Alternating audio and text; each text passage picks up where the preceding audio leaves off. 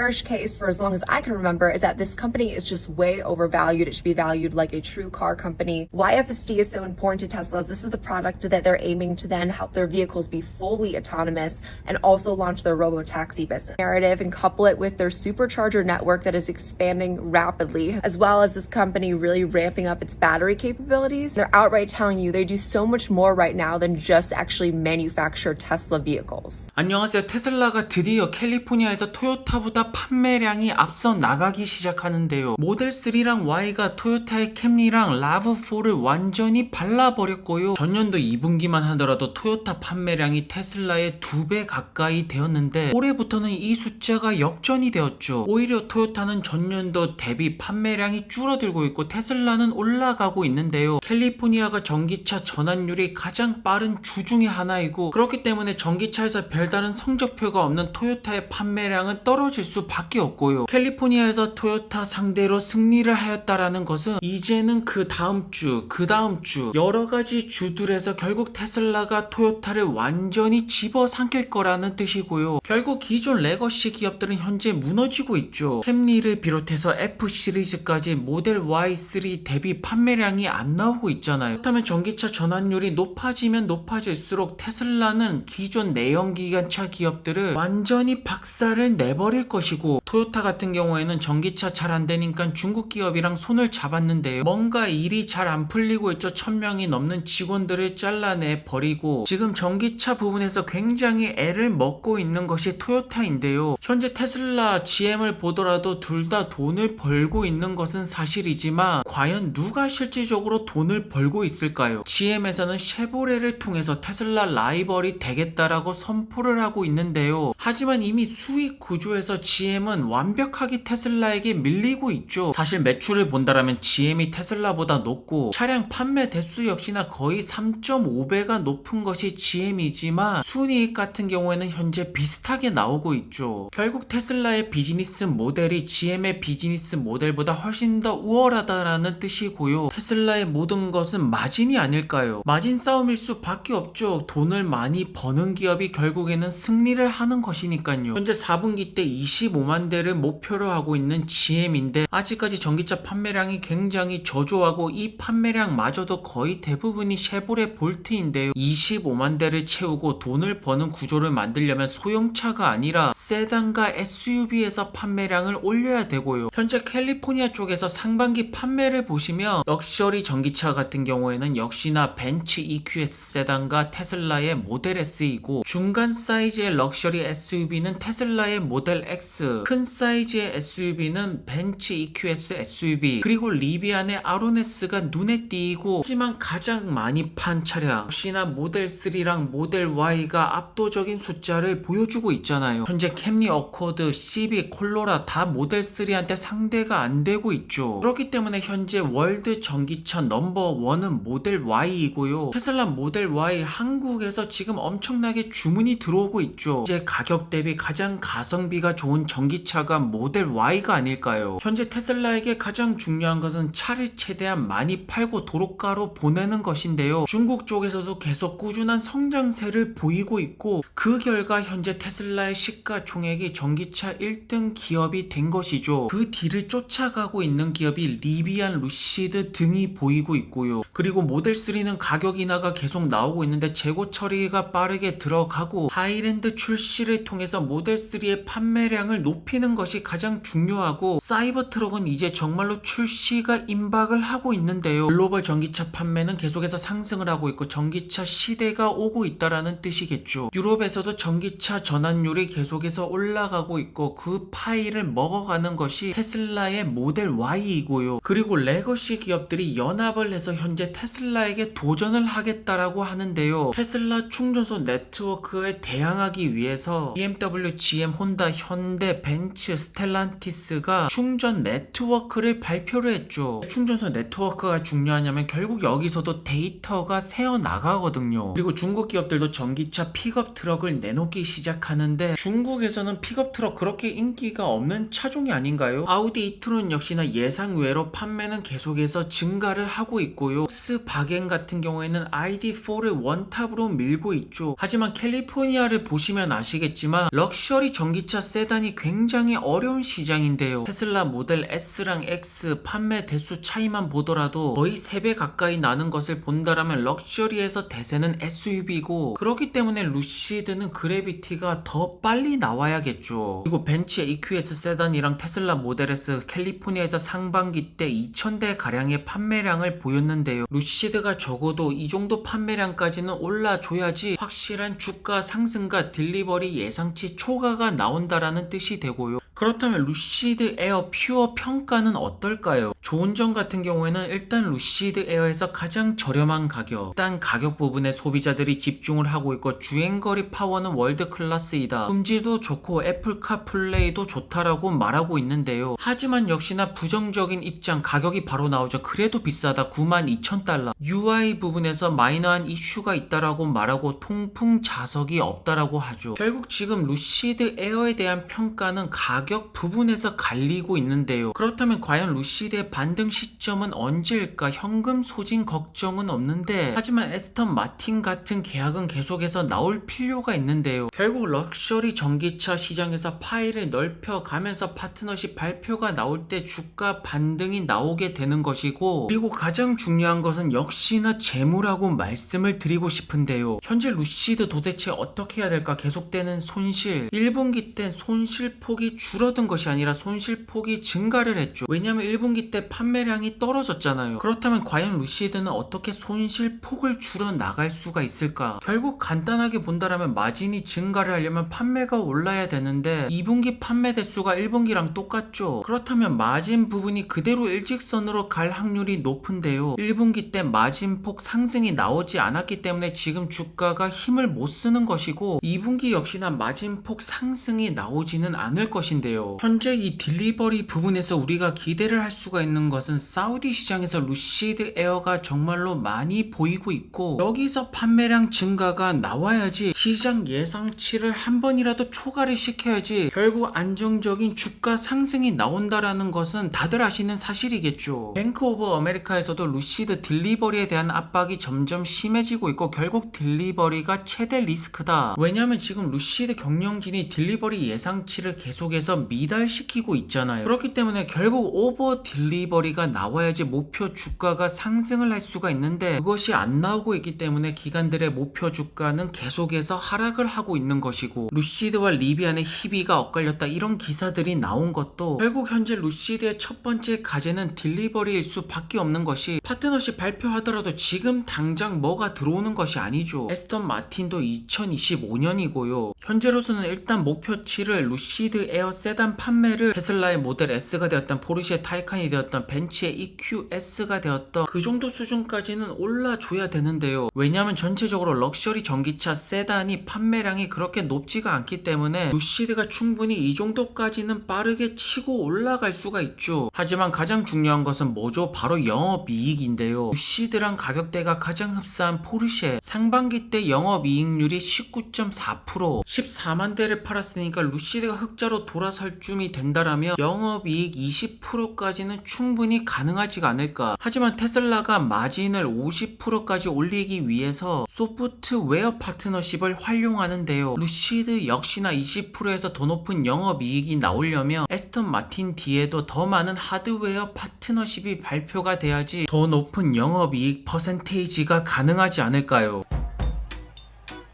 This next version of the app is really about scalability.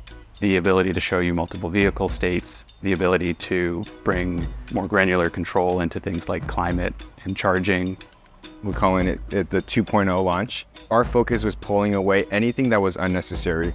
We focused on the things that really matter to the user. 그리고 최근에 리비안이 부활을 하고 있다라고 말하는데, 역시나 인도량이 대박을 터지면서 강력한 주가 상승이 이어지고 있는데요. 그렇다면 2분기 어닝 과연 어떠한 실적이 나올 것인지 2분기 미리 보기를 보자면요. 일단 판매 대수는 12,640대가 나왔는데 비중이 중요하죠. 왜냐하면 아론-S, 아론-T 같은 경우에는 8만 달러 이상의 고가의 차량인데, 딜리버리 밴 같은 경우에는 5만 달러대이고 조금 더 아론 플랫폼의 비중이 높아야 팔아야지 더 많은 매출이 나오고 시장 예상치를 비트를 할 수가 있는데요. 일단 예상 매출치는 993밀리언, 거의 1빌리언에 가깝게 육박을 하고 리비안은 벌써부터 분기당 1빌리언 매출을 찍기 시작했죠. 이 말은 지금 점차 흑자로 가까워지고 있는 리비안이라는 뜻이고 현재 매출 상승이 제일 빠르게 나오는 기업이 리비안인데요. 하지만 마찬가지로 현금 소진 역시나 가장 많이 나오는 기업이 리비안이죠. 그렇다면 이번 실적 발표에서 가장 중요하게 볼 것은 현금 소진이 얼마만큼 줄어들고 있는가, 여기가 핵심 포인트가 아닐까. 그리고 현재 원가를 계속해서 낮추면서 수직 통합을 만드는 리비안, 배터리의 가격도 낮추고 있고 딜리버리 밴도 향상을 시키면서 이 추세로 간다라면 R2 플랫폼까지 가장 유력하게 도달할 기업이 리비안이 아닐까. 현재 리비안 차량들의 리뷰들은 굉장히 좋게 나오고 있고 리비안의 모바일 앱도 계속해서 업데이트가 되고 있는데요. 최근에는 쇼룸 확장에 돈을 쓰고 있는 리비안, 아무래도 생산 체제는 점차 안정적으로 바뀌고 있고 이제는 영업 쪽에 많은 신경을 쓰는 것 같고요. 그리고 리비안을 높게 평가를 할 수밖에 없는 것이 수많은 전기차 기업들이 에너지 한다라고는 말하지만 결국 하고 있는 기업은 테슬라랑 리비안 밖에 없죠. 그렇기 때문에 리비안의 여정은 예정대로 굉장히 잘 진행이 되고 있고 현재는 흑자에 가장 가까운 전기차 스타트업 기업이 아닐까요. 오늘도 좋은 하루 되시고요. 안녕히 들어가세요.